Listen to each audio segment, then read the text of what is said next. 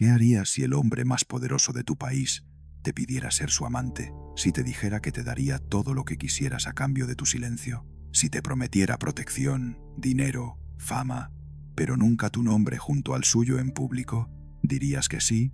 La mayoría de la gente juzga desde la comodidad de no haber tenido que elegir, desde nunca haber sido tan pobre que la dignidad se vuelve un lujo que no puedes pagar. Irma Serrano eligió que sí, y México la odió por eso.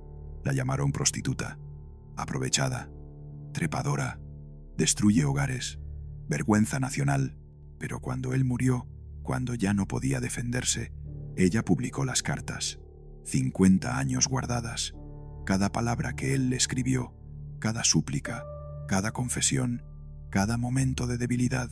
Y México descubrió algo que nadie quería admitir, que el presidente Gustavo Díaz Ordaz, el hombre que ordenó la masacre de Tlatelolco, el que mató a cientos de estudiantes, el que gobernó México con mano de hierro durante 6 años, le escribía cartas de amor a una cantante de cabaret rogándole que no lo dejara, porque se sentía feo, porque nadie más lo miraba como ella, porque el poder absoluto sobre 50 millones de personas no podía darle lo único que realmente quería, que una mujer hermosa lo deseara de verdad.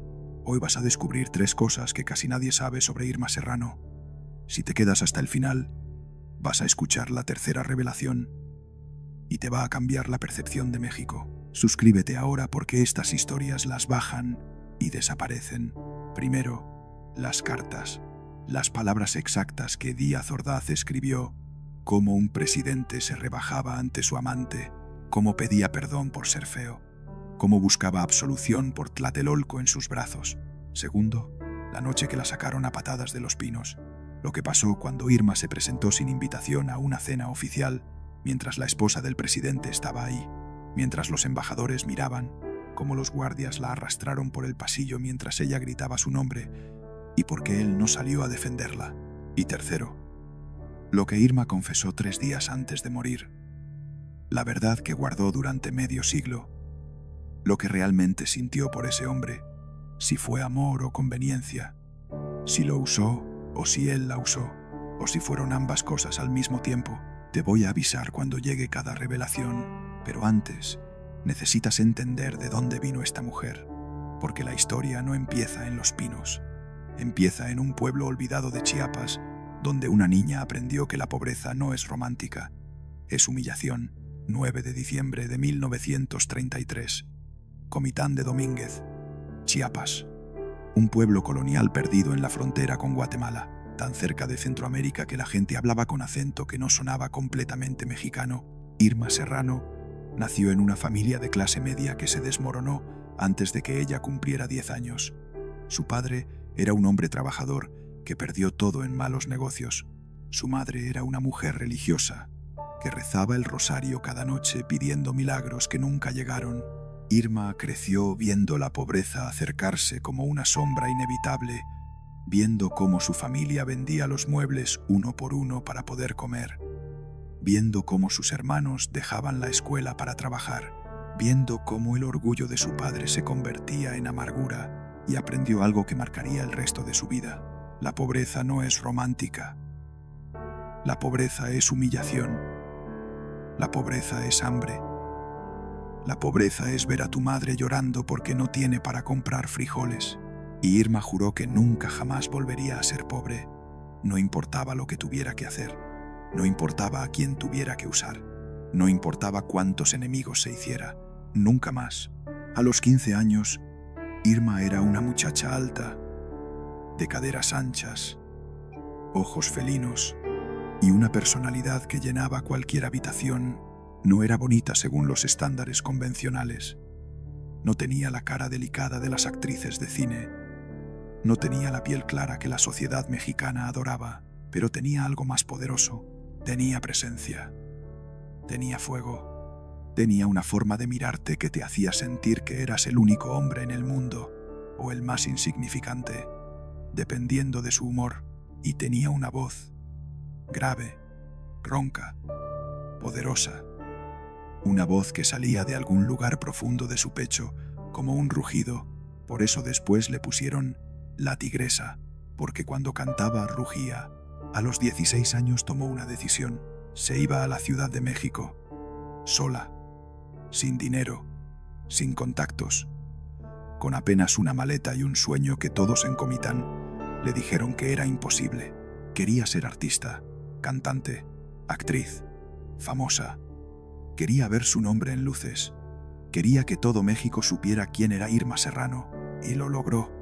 Pero el precio que pagó fue tan alto que hay quienes dicen que habría sido mejor quedarse en Comitán, pobre, anónima, olvidada, pero viva. La Ciudad de México en 1949 era un monstruo de 3 millones de personas, calles abarrotadas, edificios que tocaban el cielo, coches por todas partes, ruido constante, una ciudad que devoraba a los inocentes y escupía sus huesos. Irma no era inocente, nunca lo fue. Tocó puertas, hizo audiciones, aceptó trabajos que otras mujeres rechazaban por dignidad, cantó en bares de mala muerte, en cabarets donde los hombres podían tocarte si pagaban suficiente, en teatros de revista donde tenías que mostrar las piernas y sonreír aunque te gritaran groserías. Pero cada trabajo era un escalón, cada humillación era una lección, y poco a poco Irma Serrano empezó a subir.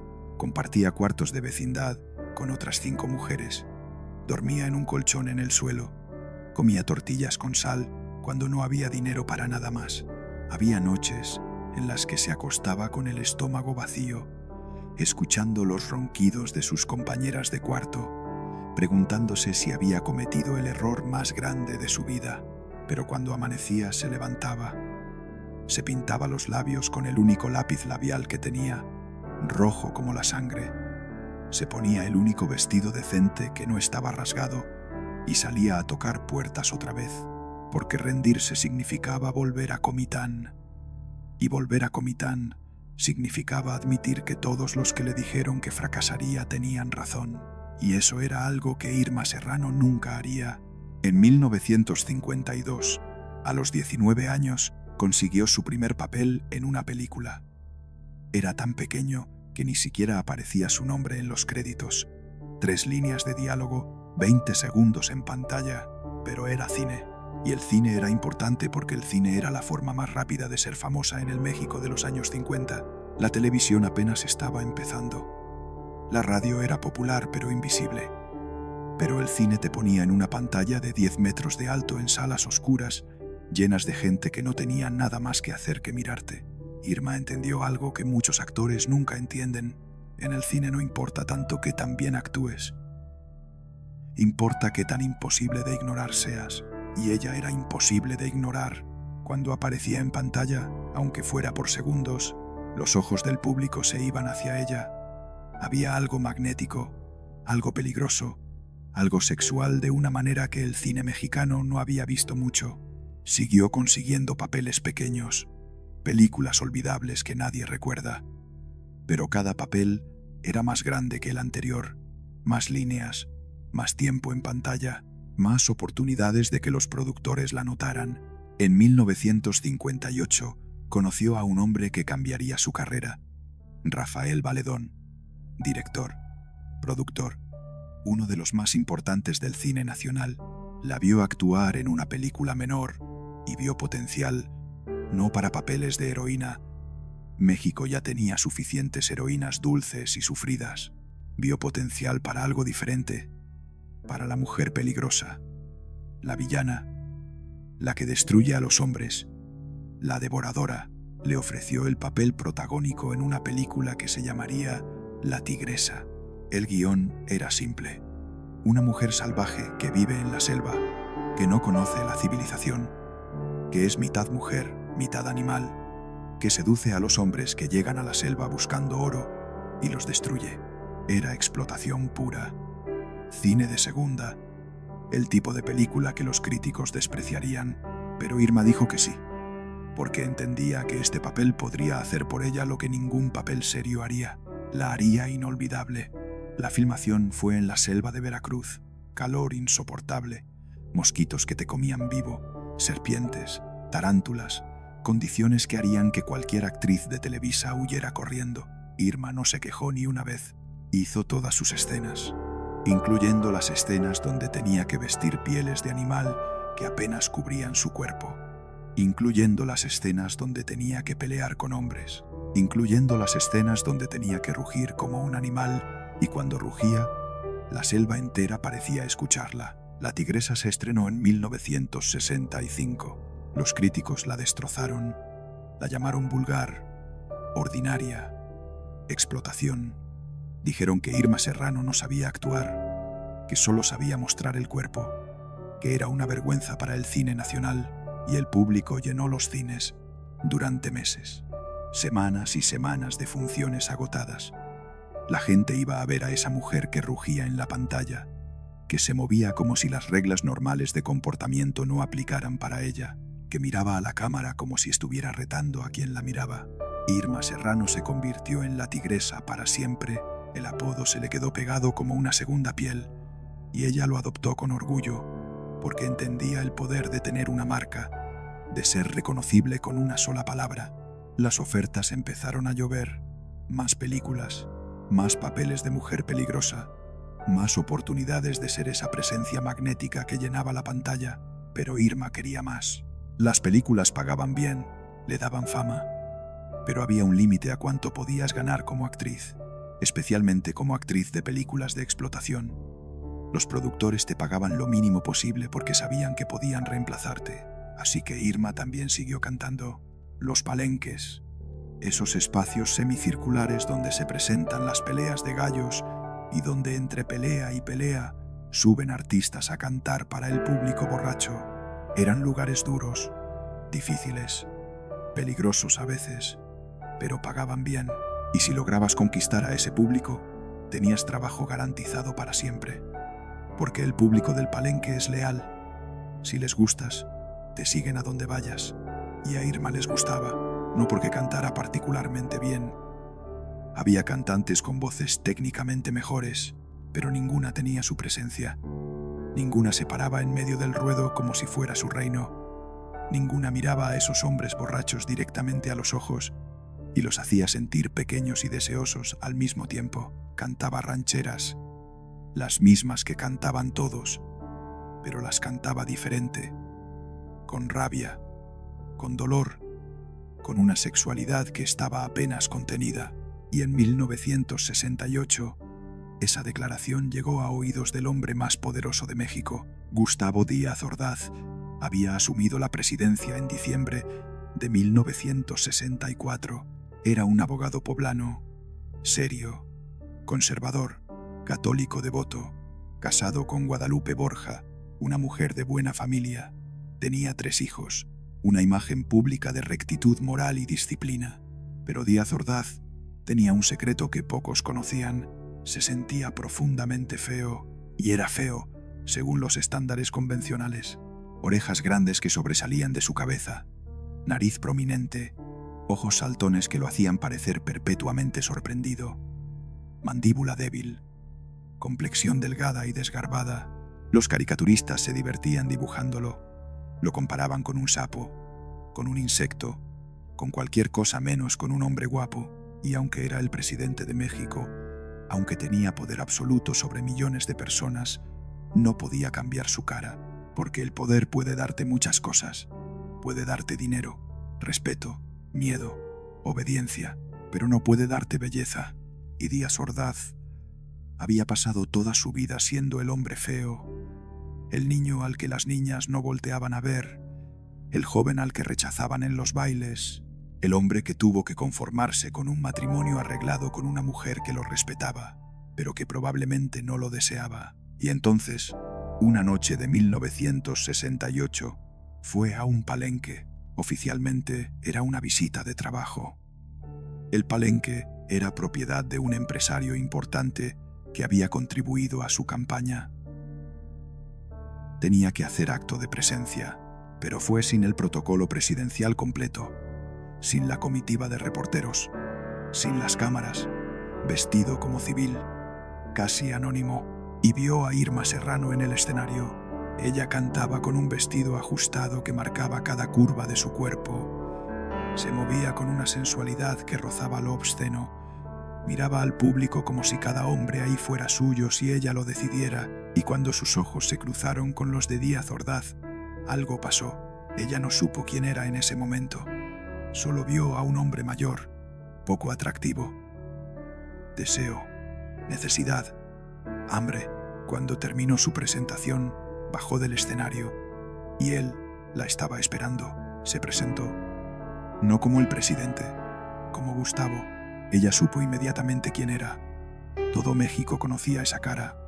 La veían en los periódicos todos los días, en los billetes, en los retratos que colgaban en todas las oficinas gubernamentales, pero fingió no saberlo, porque entendió instintivamente que este hombre no quería ser el presidente en ese momento. Quería ser solo un hombre. Hablaron. Él le preguntó sobre su carrera, sobre sus películas, sobre su música.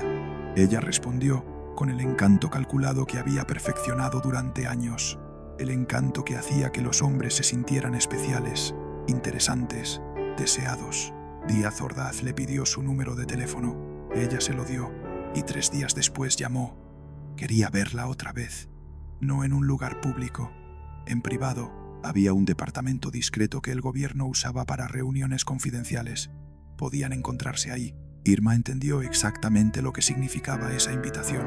Este hombre, el presidente de México, la estaba invitando a ser su amante. Podría haber dicho que no. Muchas mujeres habrían dicho que no. Él estaba casado. Era el presidente. El escándalo podría destruirla si se descubría, pero Irma no pensó en ninguna de esas cosas. Pensó en el poder. Pensó en las puertas que se abrirían. Pensó en lo lejos que podría llegar con el presidente de México de su lado, y dijo que sí. Su primera noche juntos fue en enero de 1969. Él llegó nervioso, tartamudeando, disculpándose por su apariencia, diciendo que entendía si ella no quería estar ahí, que era feo, que lo sabía, que no esperaba que una mujer como ella lo deseara realmente. Irma vio la oportunidad, se acercó a él, le tocó la cara. Le dijo que era guapo, que tenía una cara interesante, fuerte, presidencial, que no entendía por qué se sentía feo. Mintió, pero eran mentiras que él desesperadamente necesitaba escuchar. Y esa noche comenzó algo que duraría 5 años, algo que la convertiría en la mujer más poderosa de México y que eventualmente la destruiría. Aquí contamos historias que otros prefieren olvidar, verdades que incomodan, secretos que el poder intentó enterrar. Si has llegado hasta aquí, es porque entiendes que la historia oficial siempre oculta algo, y aquí llega la primera revelación: las cartas de amor que Gustavo Díaz Ordaz le escribió durante 5 años. Díaz Ordaz no era romántico por naturaleza. Era abogado, técnico, práctico, pero con Irma descubrió algo que nunca había experimentado: la necesidad de expresar lo que sentía. Y como no podía decírselo en persona todo el tiempo, empezó a escribirle cartas. Las escribía a mano, en papel oficial de Los Pinos, con el escudo nacional en la parte superior. Las enviaba por medio de choferes presidenciales que las entregaban directamente en mano de Irma. Ella las leía, las guardaba y años después, cuando todo terminó, las usó como arma. Las publicó en su autobiografía, las mostró en entrevistas, las convirtió en evidencia de que su relación fue real.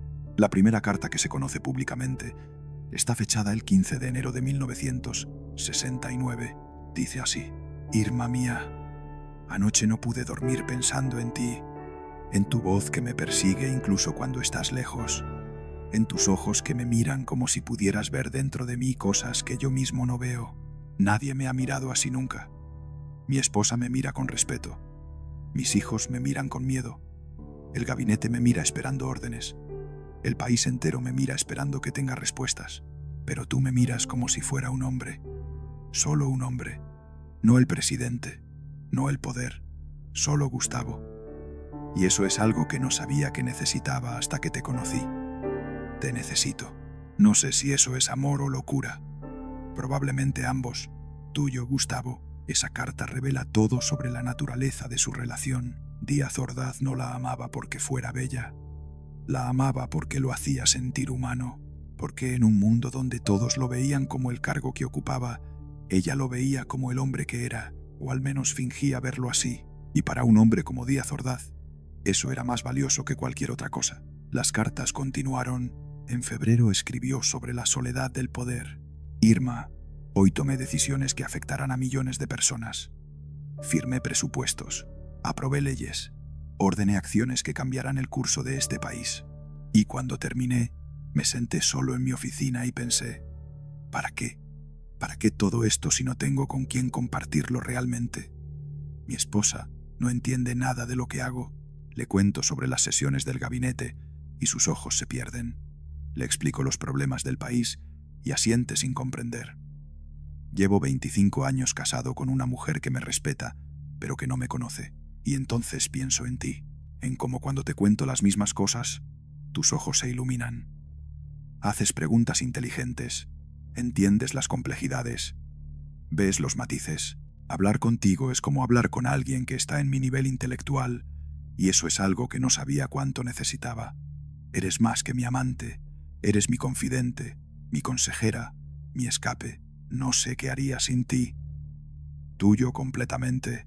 En marzo escribió sobre su apariencia, algo que claramente lo atormentaba.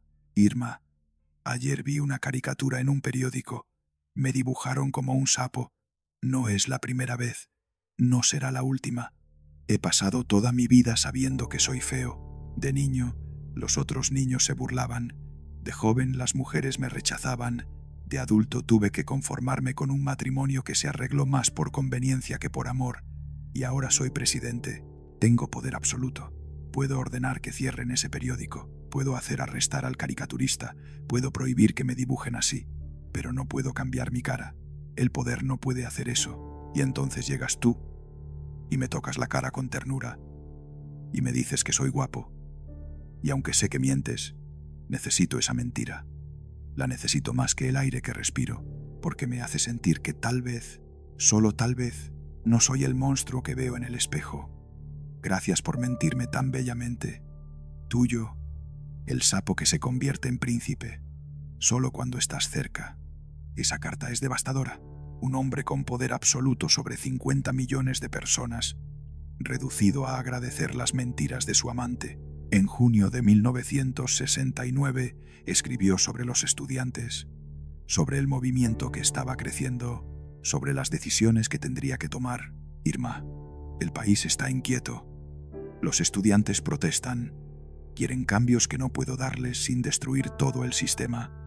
Mis generales me presionan para actuar con mano dura. Mis consejeros me dicen que la firmeza es la única respuesta. Y yo me pregunto si tienen razón. Me pregunto si seré recordado como el presidente que mantuvo el orden o como el tirano que aplastó la libertad. Anoche soñé que las calles estaban llenas de sangre y que era mi culpa. Me desperté sudando, temblando, y lo primero que pensé fue en llamarte. Pero eran las 3 de la mañana y no podía arriesgar que alguien escuchara. Así que me senté en mi cama, en la oscuridad, y deseé que estuvieras ahí, porque cuando estoy contigo, el mundo se simplifica, todo tiene sentido. Tú no me juzgas por las decisiones que tengo que tomar, solo me abrazas, y eso es todo lo que necesito.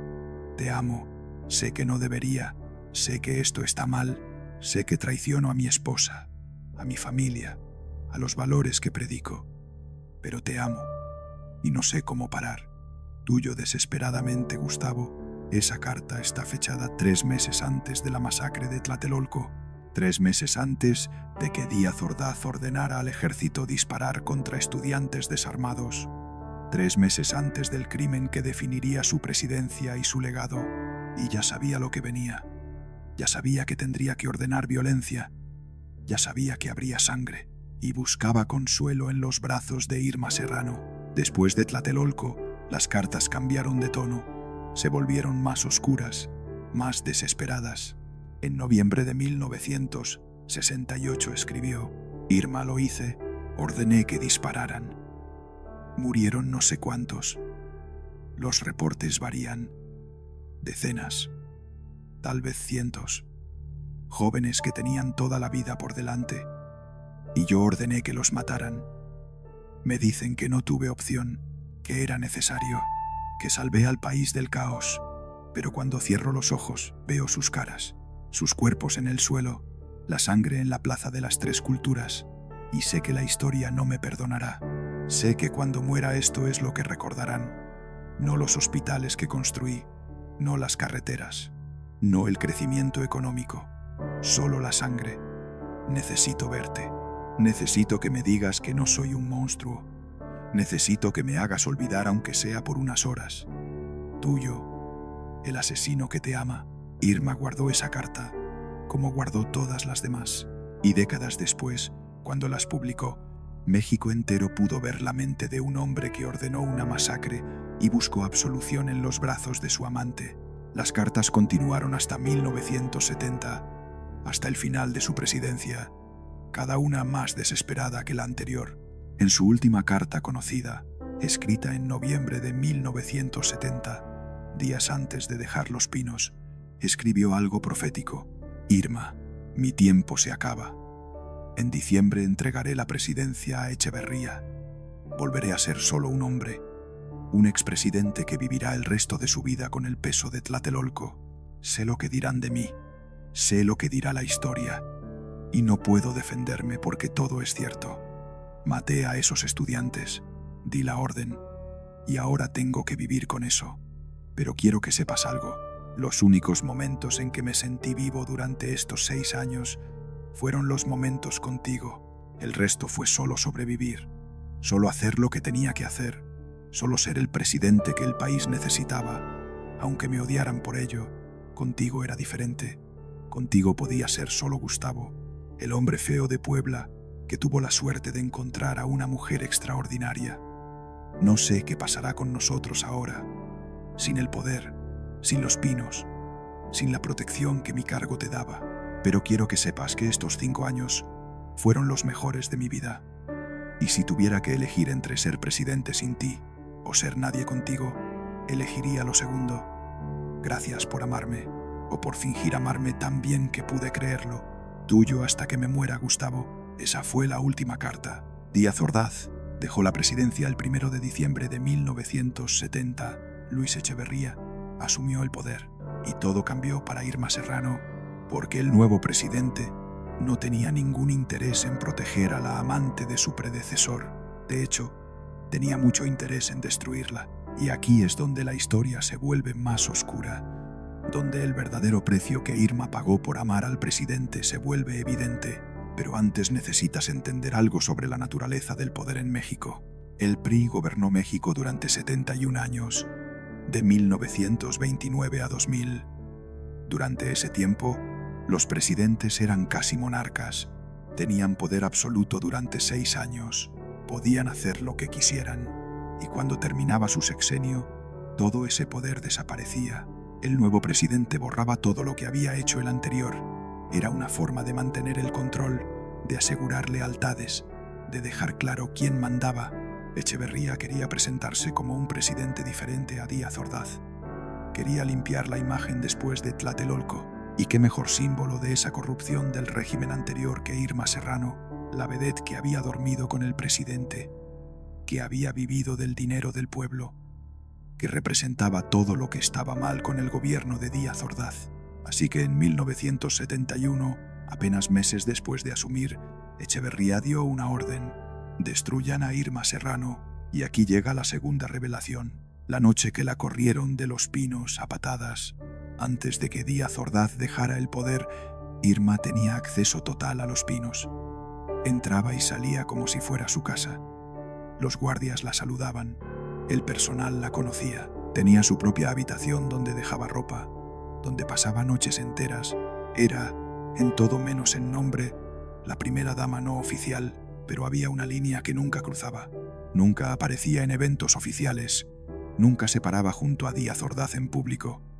Siempre era las sombras, el secreto a voces, la mujer que todos sabían que existía, pero que nadie mencionaba.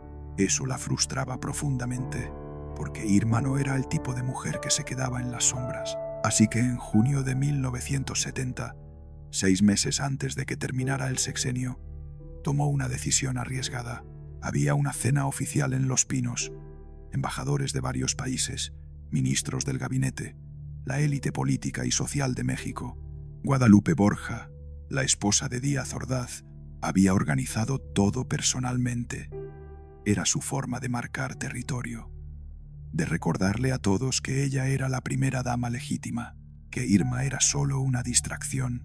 Irma no estaba invitada, por supuesto que no, pero sabía que Díaz Ordaz estaría ahí. Y quiso ir. Quiso pararse frente a todos, frente a la esposa, frente a los embajadores, frente a la sociedad que la juzgaba, y demostrar quién tenía el verdadero poder sobre el presidente. Llegó a Los Pinos alrededor de las 9 de la noche. La cena ya había comenzado. Se bajó de su coche vestida con un traje rojo que se pegaba a su cuerpo como una segunda piel, tacones de 15 centímetros, maquillaje dramático, el pelo suelto cayendo por su espalda. Caminó hacia la entrada principal. Los guardias la reconocieron inmediatamente, pero tenían órdenes. Esta noche no. Esta noche la señora Borja había dado instrucciones específicas. Irma Serrano no podía entrar. Le dijeron que se detuviera. Ella los ignoró.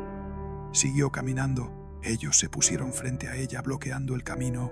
«No puede pasar, señorita Serrano». Irma los miró con esos ojos felinos que habían intimidado a hombres más fuertes. «Quítense.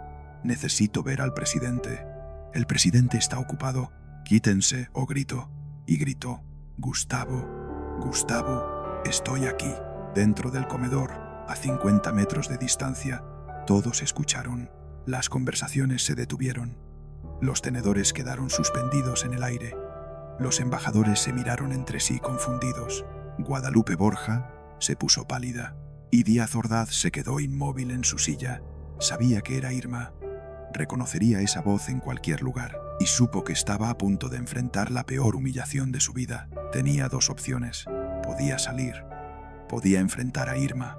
Podía admitir frente a todos que ella era su amante.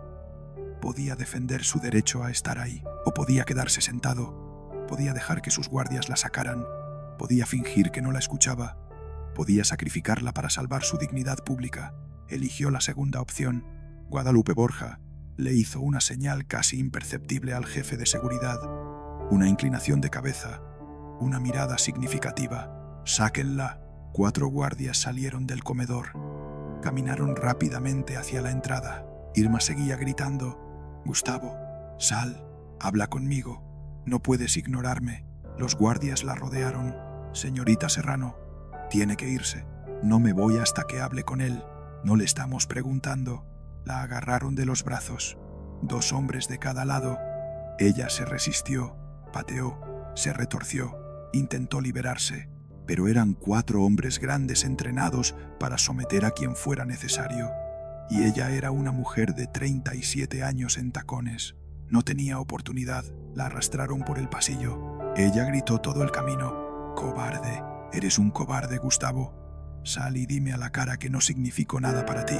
Los guardias la llevaron hacia la puerta trasera, la que usaba el servicio, la que nadie importante veía, y la tiraron afuera. Literalmente la soltaron con suficiente fuerza que cayó al suelo.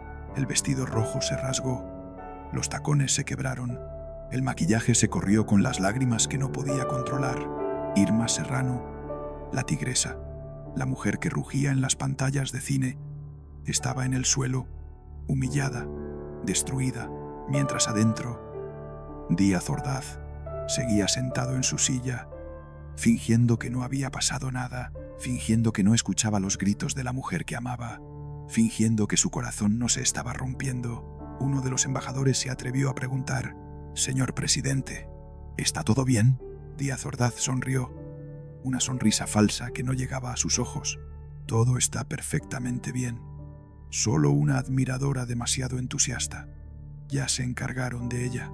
Y la cena continuó, como si nada hubiera pasado, como si el grito de una mujer siendo arrastrada fuera solo ruido de fondo.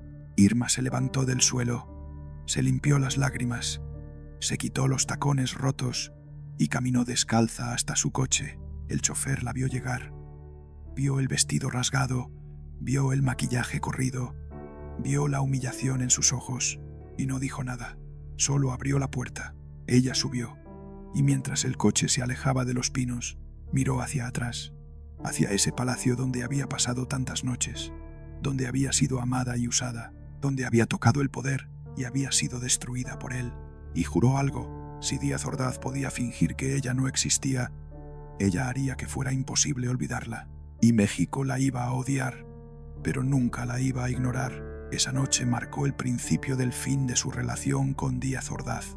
Siguieron viéndose ocasionalmente durante los últimos meses de su presidencia, pero algo se había roto: la confianza, el respeto, la ilusión de que él alguna vez la defendería.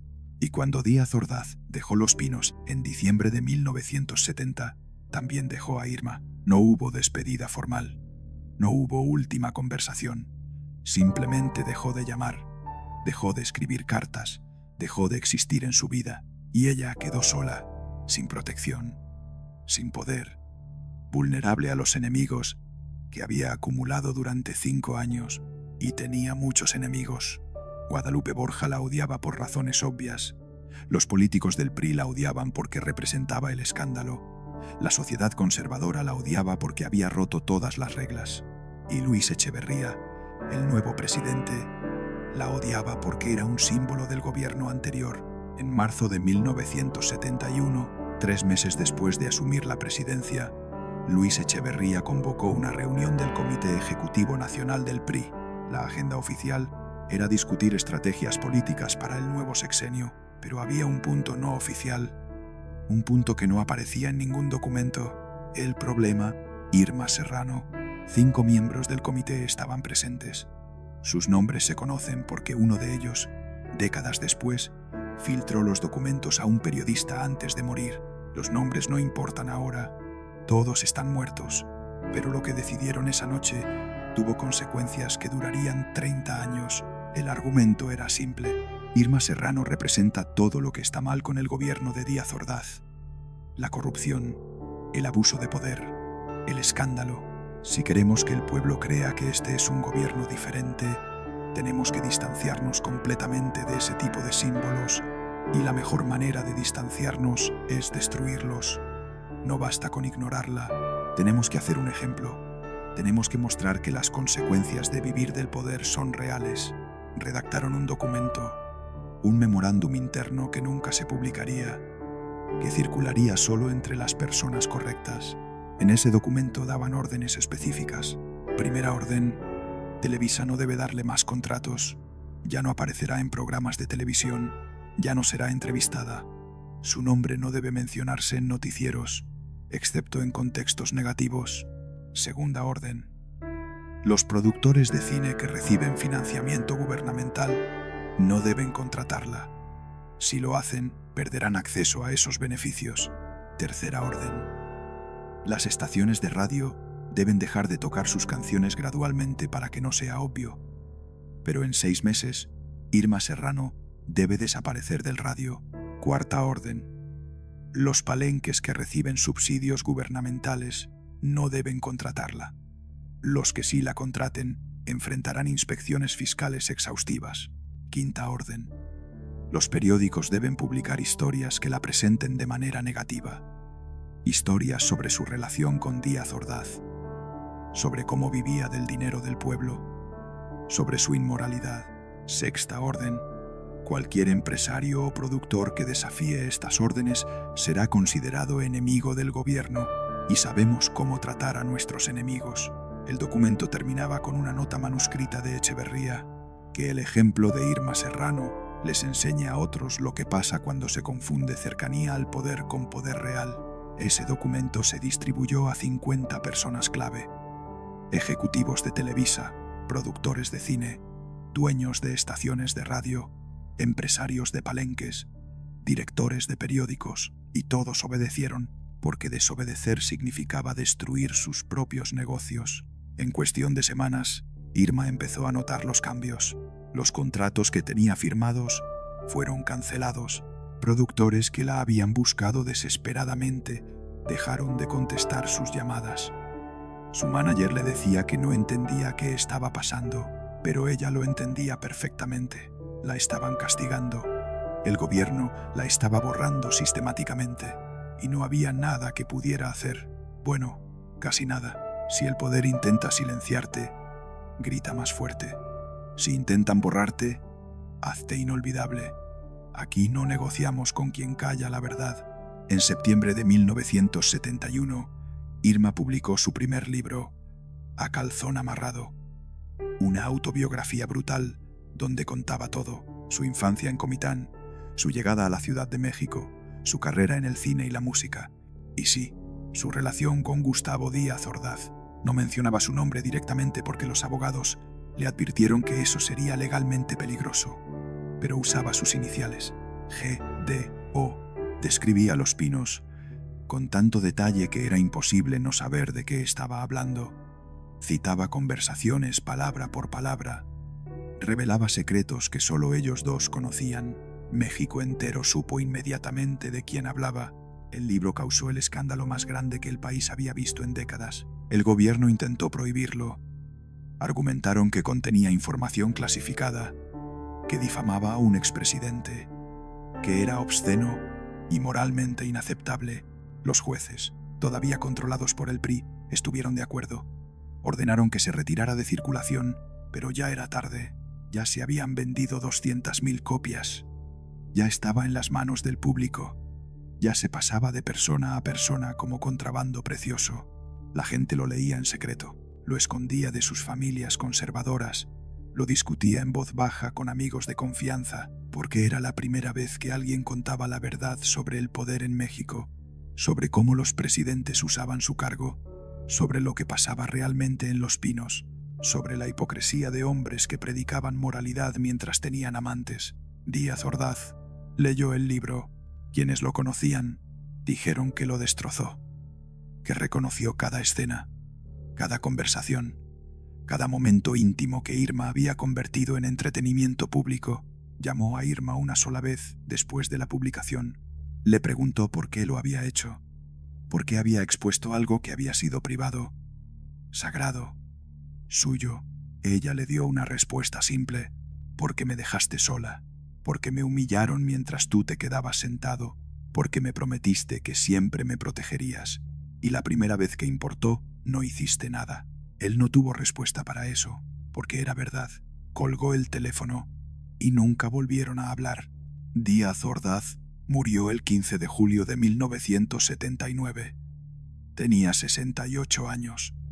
Un ataque al corazón, rápido, relativamente indoloro. Irma se enteró por los periódicos. No la invitaron al funeral.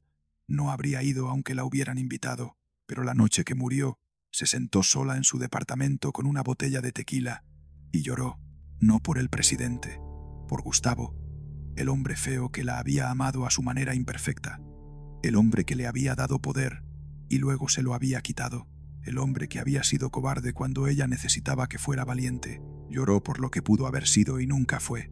Y entonces se secó las lágrimas, se sirvió otro tequila y siguió adelante, porque eso es lo que Irma Serrano siempre hacía. Seguía adelante. Los años 70 y 80 fueron una batalla constante. El veto del PRI funcionaba. No conseguía trabajo en televisión. Las películas que le ofrecían eran cada vez peores.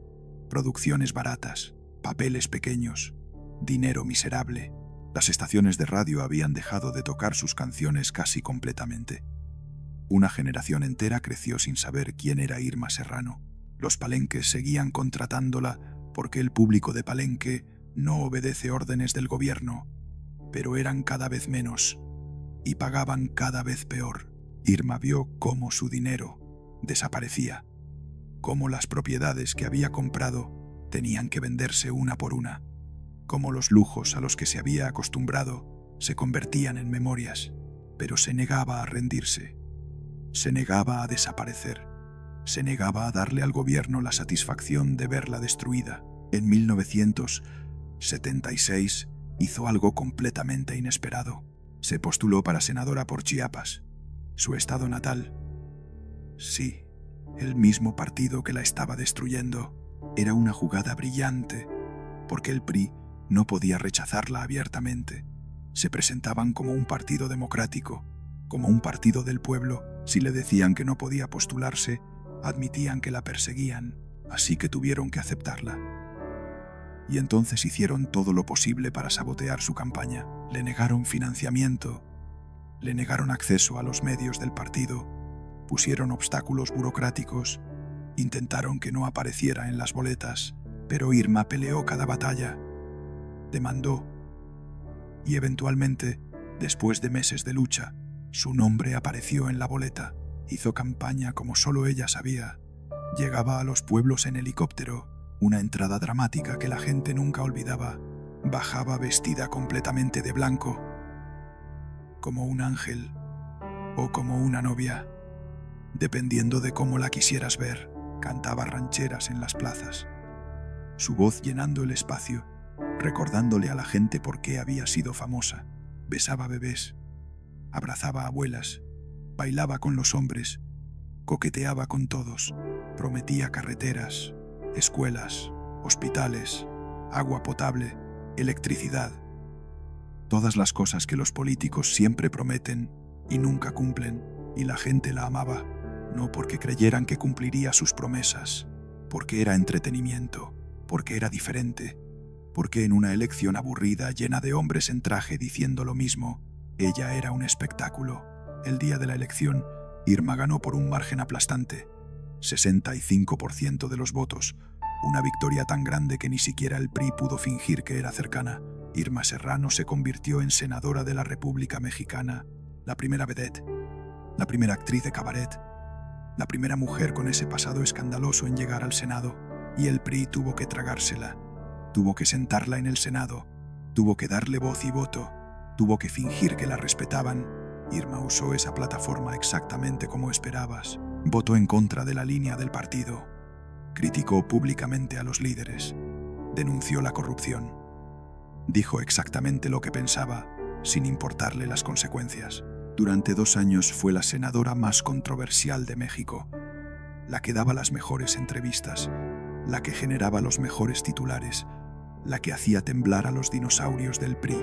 Y entonces, en 1978, la expulsaron, oficialmente por indisciplina partidaria, por votar en contra de decisiones importantes, por criticar públicamente al partido. Pero la razón real era simple. Irma Serrano era incontrolable, y el PRI no toleraba lo incontrolable. Cuando la expulsaron, perdió su escaño, perdió su fuero, perdió su protección legal, y el gobierno volvió a atacar, esta vez más fuerte que antes.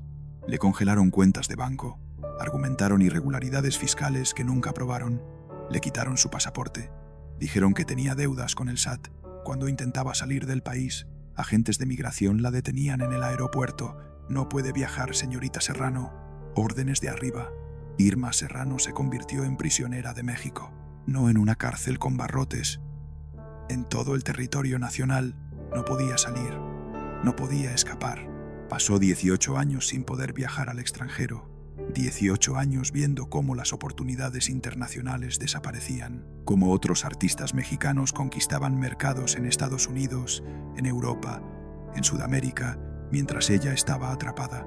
Y durante esos 18 años siguió peleando, demandó al gobierno más de 20 veces. Perdió cada caso porque los jueces seguían siendo del sistema. Escribió más libros, publicó las cartas de Díaz Ordaz, dio entrevistas explosivas cada vez que podía, siguió cantando en los palenques que todavía la contrataban, siguió haciendo las películas baratas que todavía le ofrecían, porque rendirse significaba darle al gobierno lo que querían, y eso era algo que nunca haría.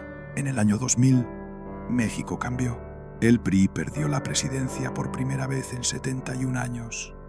Vicente Fox del PAN ganó las elecciones. Era un nuevo México, una nueva era. Las reglas viejas empezaban a romperse, y una de las primeras cosas que hizo el nuevo gobierno fue devolverle el pasaporte a Irma Serrano, sin explicaciones, sin disculpas. Solo se lo devolvieron, como si los 18 años de exilio no hubieran pasado. Irma tenía 67 años, demasiado tarde para recuperar lo que había perdido, pero al menos podía viajar, podía trabajar, podía respirar sin sentir que el gobierno la estaba asfixiando. Siguió trabajando hasta que su cuerpo no pudo más. Películas ocasionales, presentaciones en palenques, entrevistas donde contaba las mismas historias que todos querían escuchar. La historia del presidente, la historia de los pinos, la historia de cómo había tocado el poder y había sido destruida por él. En 2003, a los 70 años, le diagnosticaron cáncer de páncreas. Los doctores le dieron 6 meses de vida. Irma vivió 20 años más, porque así era ella.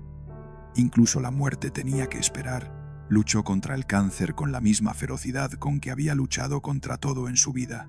Cirugías, quimioterapias, tratamientos experimentales, dolor constante que habría quebrado a cualquiera. Y siguió trabajando. Siguió dando entrevistas desde la cama del hospital. Siguió escribiendo. Siguió siendo Irma Serrano. En sus últimos años vivía en una casa modesta en la colonia del Valle, muy diferente a las mansiones que había tenido en su época dorada, pero era suya, pagada, sin hipotecas, sin deudas. La cuidaban sus sobrinas. Porque nunca tuvo hijos, nunca se casó oficialmente, aunque tuvo muchos amantes. Su familia eran sus sobrinas, que la adoraban, que la cuidaron con devoción absoluta durante sus últimos años. En marzo de 2023, Irma Serrano supo que se estaba muriendo. El cáncer que había peleado durante 20 años finalmente estaba ganando. Los doctores ya no podían hacer nada. Era cuestión de días, tal vez semanas. Llamó a sus sobrinas. Les dijo que estaba lista, que había vivido más de lo que esperaba, que había hecho todo lo que quería hacer, que no tenía miedo. Y 3 días antes de morir, llamó a su sobrina favorita, la que más se parecía a ella en carácter. Le pidió que se sentara junto a la cama y le contó algo que nunca le había contado a nadie. Y aquí llega la tercera revelación, la confesión en el lecho de muerte que cambió todo. Su sobrina, que pidió permanecer anónima cuando habló con un periodista meses después, contó exactamente lo que Irma le dijo esa tarde. Mi tía estaba muy débil, apenas podía hablar, le costaba respirar, pero su mente estaba completamente clara. Me agarró la mano con más fuerza de la que pensé que tendría y me dijo que necesitaba contarme algo sobre Gustavo antes de morir. Me dijo, todos creen que lo usé, que solo estuve con él por el poder, por el dinero, por las oportunidades. Y al principio, sí, fue por eso. No voy a mentir. Cuando conocí a Gustavo Díaz Ordaz, vi una oportunidad, vi puertas que se abrirían, vi una vida mejor de la que había tenido, y lo usé para eso. No me arrepiento. Cualquier mujer en mi posición habría hecho lo mismo, pero después de conocerlo, después de pasar tiempo con él, después de ver quién era realmente cuando no tenía que ser el presidente, lo amé, de verdad lo amé. Sé que suena imposible. Era un hombre terrible. Ordenó matar a esos estudiantes en Tlatelolco, cientos de jóvenes, solo por protestar, solo por querer un México mejor. Nunca se arrepintió de esa decisión. Nunca pidió perdón. Fue un asesino. Eso es lo que fue. Y sé que amarlo me convierte en cómplice de alguna manera. Pero lo amé de todas formas, porque conmigo era diferente. Conmigo no tenía que fingir ser fuerte. No tenía que fingir tener todas las respuestas. Me contaba sus miedos. Me decía que se sentía solo. Me pedía que le dijera que no era feo. Y yo se lo decía, no porque fuera verdad, porque lo necesitaba escuchar y porque verlo vulnerable me hacía sentir poderosa de una manera que ninguna otra cosa lo hacía. La noche que me sacaron de los pinos, esa noche de la cena, cuando los guardias me arrastraron mientras yo gritaba su nombre, yo esperaba que saliera, que dejara de fingir, que dijera frente a todos, ella es mía. Pero no lo hizo. Se quedó sentado. Dejó que me humillaran. Dejó que me arrastraran como basura. Y lo odié por eso. Durante años lo odié con todo mi corazón. Escribí ese libro en parte por venganza. Publiqué esas cartas para lastimarlo como él me había lastimado. Y funcionó. Sé que lo lastimé. Sé que el libro lo destruyó, tanto como su cobardía me destruyó a mí. Pero ahora, tantos años después, entiendo por qué no lo hizo. Porque era débil. No era el hombre fuerte que todos creían. Era débil y tenía miedo. Miedo de perder el respeto. Miedo de que lo vieran como menos. Miedo de admitir que amaba a alguien como yo. Porque yo era todo lo que un presidente no debería amar. Una vedette, una cantante de cabaret, una mujer sin educación formal, una mujer que había usado su cuerpo para sobrevivir, una mujer de clase baja que nunca pertenecería a su mundo, y él lo sabía, y tuvo miedo de lo que dirían, así que eligió su dignidad sobre mi corazón, y yo lo odié por eso. Pero ahora lo entiendo, el poder que todos creían que tenía era una ilusión. En realidad, el poder lo tenía el sistema, el PRI, los generales, los empresarios, los embajadores, la sociedad que lo juzgaba. Él solo era una cara, un hombre feo que llegó a presidente y descubrió que seguía siendo un hombre feo, que nada había cambiado, que el poder no te da belleza, no te da amor real, no te da la libertad de elegir a quien amas. Yo fui lo único real que tuvo, lo único que no fingía. Cuando estábamos juntos, yo no fingía amarlo, por supuesto.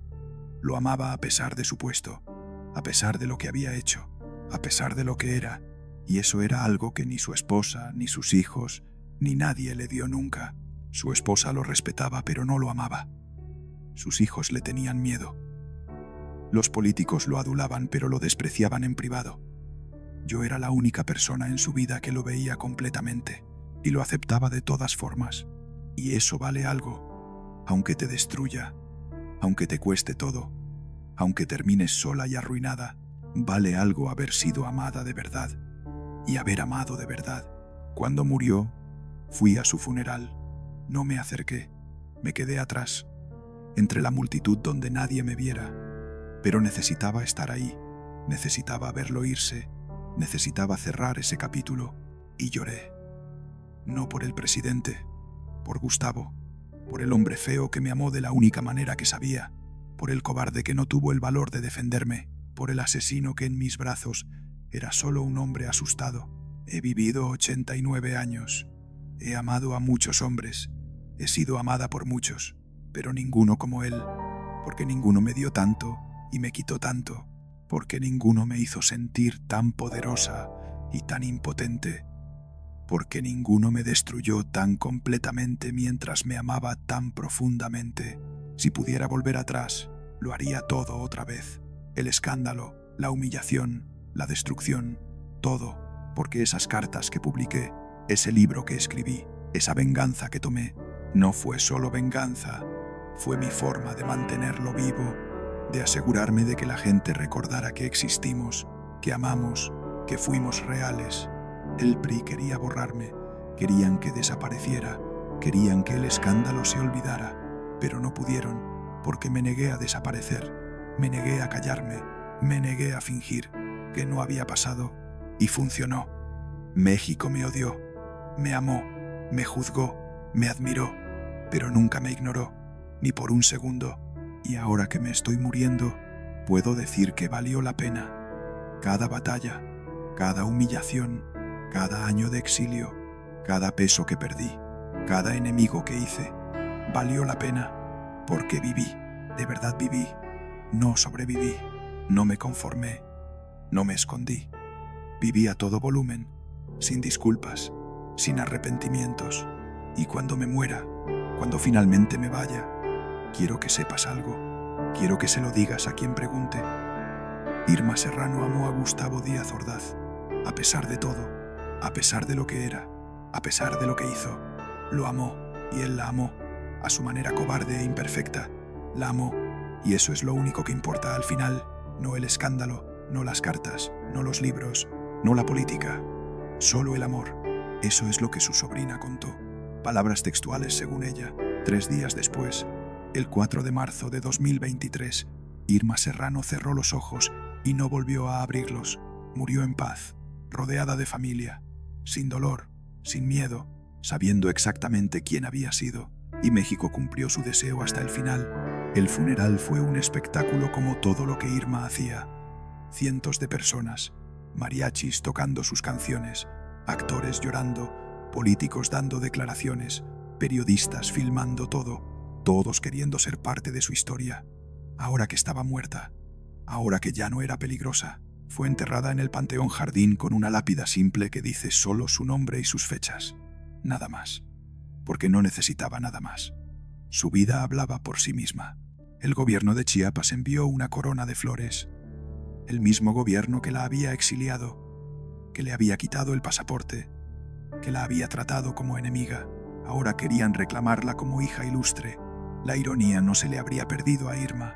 Probablemente se habría reído. Hoy, 2 años después de su muerte, Irma Serrano sigue siendo controversial, sigue dividiendo opiniones. Hay quienes la ven como heroína, una mujer que desafió el sistema y sobrevivió, que se negó a callarse, que usó las únicas armas que tenía para llegar más lejos de lo que una mujer pobre de Chiapas debería poder llegar. Hay quienes la ven como oportunista, como una mujer sin moral que destruyó un matrimonio, que usó su sexualidad para manipular al presidente, que vivió del dinero del pueblo. Probablemente ambas versiones tienen algo de verdad, porque Irma Serrano nunca fue una sola cosa. Era compleja, contradictoria, humana. Usó a Díaz Ordaz y lo amó. Destruyó su matrimonio y lloró en su funeral. Vivió del poder y fue destruida por él. Fue víctima y victimaria. Fue explotada y explotadora. Fue todo al mismo tiempo. Y se negó a simplificarse para que la gente la entendiera mejor. Su legado es innegable. 47 películas, docenas de discos, 3 libros que escandalizaron al país, una carrera en el Senado que cambió lo que era posible, y las cartas. Esas cartas de Díaz Ordaz que publicó y que ahora son parte de la historia de México, que se estudian en universidades, que aparecen en documentales, que prueban cómo funcionaba realmente el poder. Las cartas sobrevivieron. Como Irma sobrevivió, contra todo pronóstico, contra todos los que quisieron borrarla, y al final, eso es lo que importa. No desapareció, no se rindió, no se cayó, vivió exactamente como quiso vivir, pagó precios imposibles, pero los pagó en sus términos. Irma Serrano nació el 9 de diciembre de 1933 en Comitán, Chiapas. Murió el 4 de marzo de 2023 en Ciudad de México.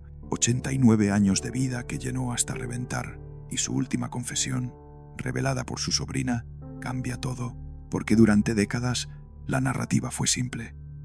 Irma usó a Díaz Ordaz. Él cayó en sus redes. Ella lo explotó. Cuando terminó, ella se vengó. Fin de la historia. Pero la verdad es más complicada. Lo amó de verdad, a su manera, a pesar de todo. Y él la amó también, cobardemente, imperfectamente, pero la amó, y eso hace que toda la historia sea más trágica, porque no fue solo un escándalo político, fue un amor imposible entre 2 personas que nunca debieron encontrarse, que se destruyeron mutuamente, que pagaron precios terribles, pero que se amaron de todas formas. Irma Serrano no desapareció, no puede desaparecer, porque las mujeres como ella nunca desaparecen completamente, dejan marcas demasiado profundas. Cuentan verdades demasiado peligrosas, viven demasiado ruidosamente, y cuando se van, el silencio que dejan es ensordecedor.